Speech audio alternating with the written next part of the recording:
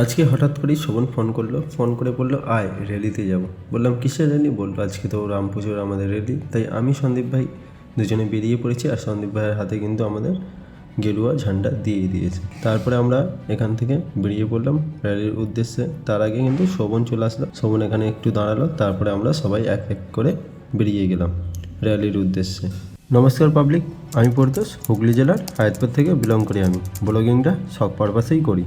আর সবাইকে একটা কথাই বলি, আমি কোনো পার্টি টাটি পছন্দ করি না, এটা আমাদের ধর্ম, তাই আমি বেরিয়েছি। তুমি তোমার ধর্ম পালন করো, আমি আমার ধর্ম পালন করি, যে যার ধর্ম সে তার পালন করো, এটাই স্বাভাবিক। আর কিন্তু আমাদের কিন্তু এখানে অনেক পুলিশ ছিল, এদের পুলিশের কিন্তু প্রোটেকশান খুবই ভালো ছিল। তারপরে আমরা চলে আসলাম কালকির মোড়ে। এখান থেকে আমরা রওনা দিলাম দাসপাড়ার উদ্দেশ্যে। আর অনেক মানুষই কিন্তু দলে দলে যোগদান করেছে, দেখো শুধু র্যালিটা কতটা বড়। তারপরে এইদিকে তিনকর আর সন্দীপ ভাই এই সাইডে দাঁড়িয়েছিল। আমরা তারপরে চলে এলাম দাসপাড়ার কাছে। তারপরে এখান থেকে বেশ কিছুক্ষণ গাড়ি চালালাম, তারপরে পৌঁছে গেলাম আর ওখান থেকে চলে গেছিলাম বাড়ি।